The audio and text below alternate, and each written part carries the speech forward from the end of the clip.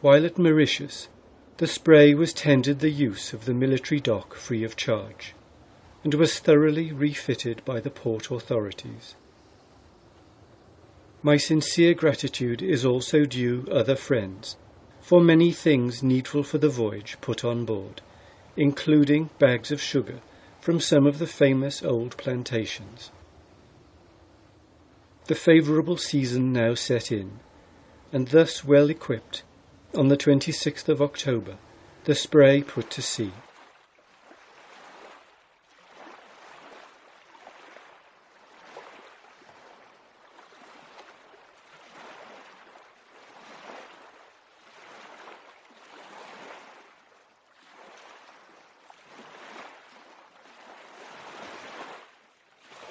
As I sailed before a light wind, the island receded slowly, and on the following day I could still see the Puce Mountain near Mocha.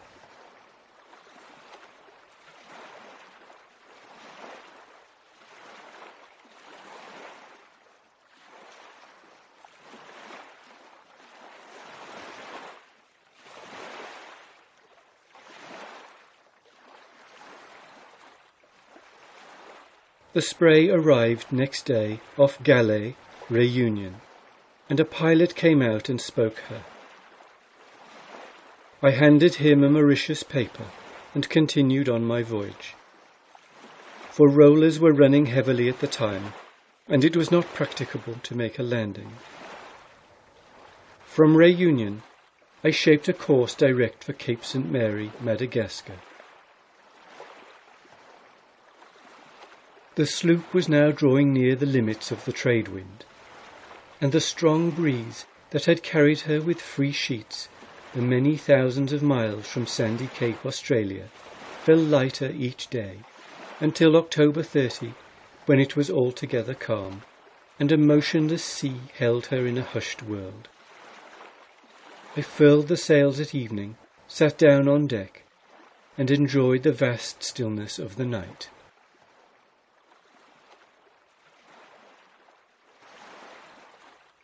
October 31. A light east-northeast breeze sprang up, and the sloop passed Cape St. Mary about noon. On the 6th, 7th, 8th and 9th of November, in the Mozambique Channel, she experienced a hard gale of wind from the southwest. Here the Spray suffered as much as she did anywhere, except off Cape Horn. The thunder and lightning preceding this gale were very heavy.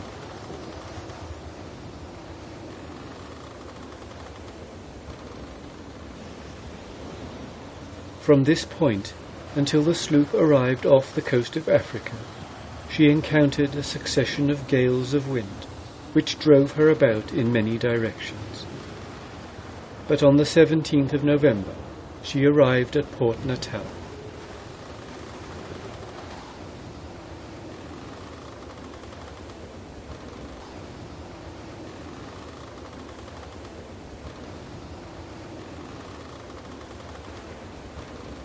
This delightful place is the commercial centre of the garden colony, Durban itself, the city, being the continuation of a garden. The signalman from the Bluff station reported the Spray 15 miles off. The wind was freshening, and when she was within 8 miles, he said, "The Spray is shortening sail. The mainsail was reefed and set in 10 minutes. One man is doing all the work." This item of news was printed 3 minutes later in a Durban morning journal, which was handed to me when I arrived in port. I could not verify the time it had taken to reef the sail, for, as I have already said, the minute hand of my timepiece was gone. I only knew that I reefed as quickly as I could.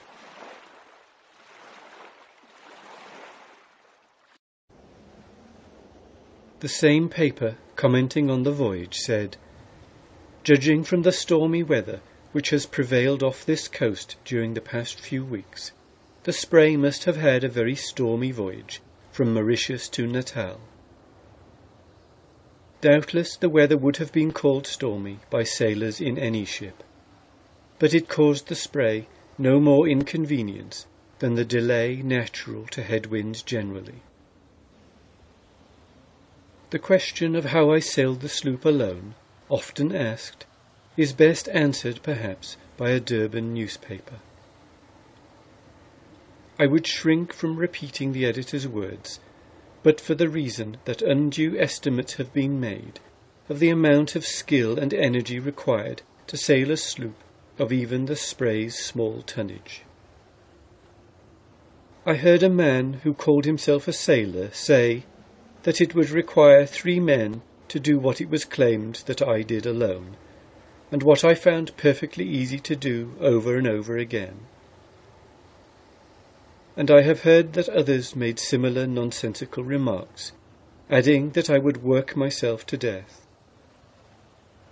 But here is what the Durban newspaper said.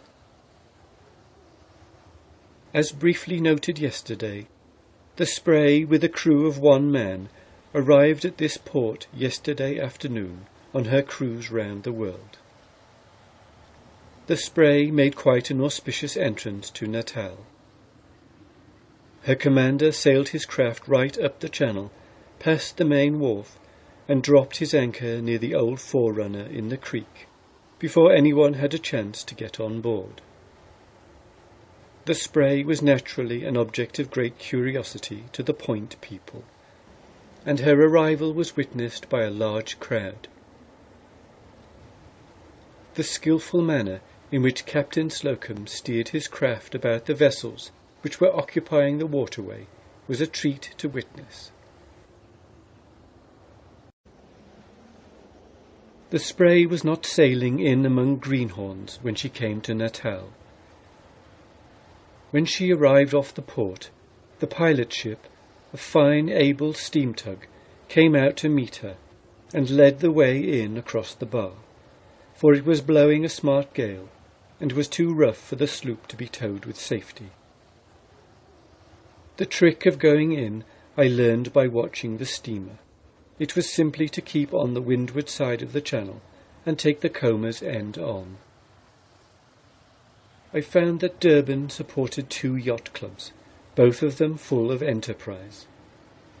I met all the members of both clubs, and sailed in the crack yacht Florence of the Royal Natal, with Captain Spradborough and the Right Honourable Harry Escombe, Premier of the colony. The yacht's centreboard ploughed furrows through the mudbanks, which, according to Mr. Escombe, Spradborough afterwards planted with potatoes. The Florence, however, won races while she tilled the skipper's land.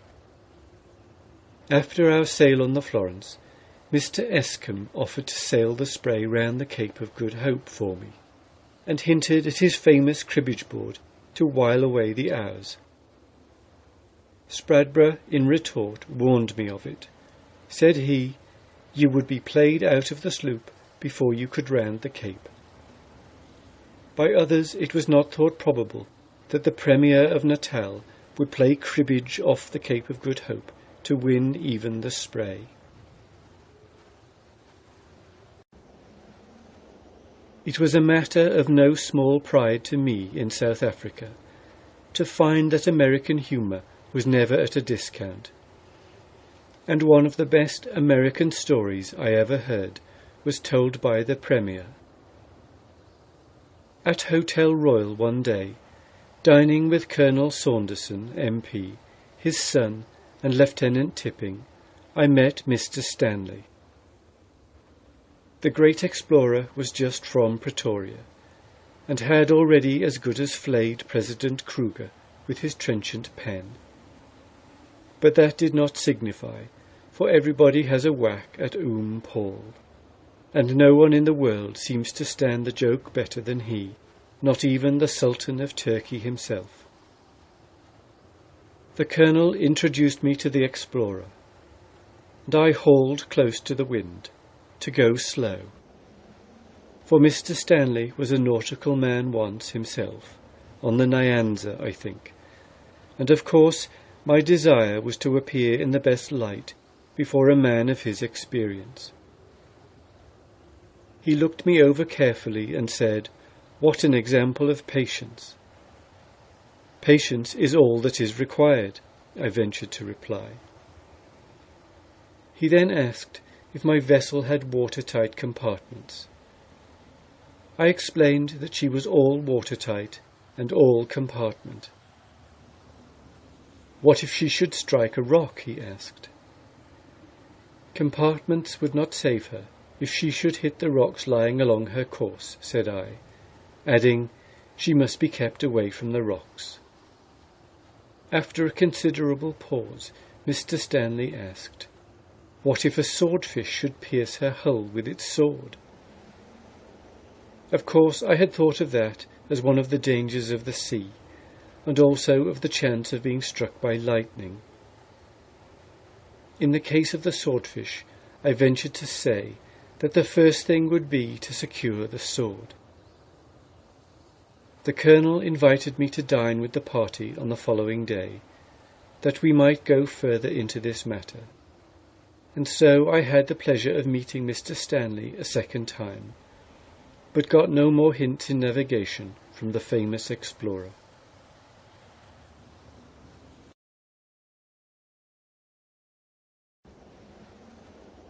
It sounds odd to hear scholars and statesmen say the world is flat, but it is a fact that 3 Boers, favoured by the opinion of President Kruger, prepared a work to support that contention. While I was at Durban, they came from Pretoria to obtain data from me, and they seemed annoyed when I told them that they could not prove it by my experience. With the advice to call up some ghost of the Dark Ages for research, I went ashore and left these 3 wise men poring over the Spray's track on a chart of the world, which, however, proved nothing to them, for it was on Mercator's projection, and behold, it was flat. The next morning I met one of the party in a clergyman's garb, carrying a large Bible, not different from the one I had read.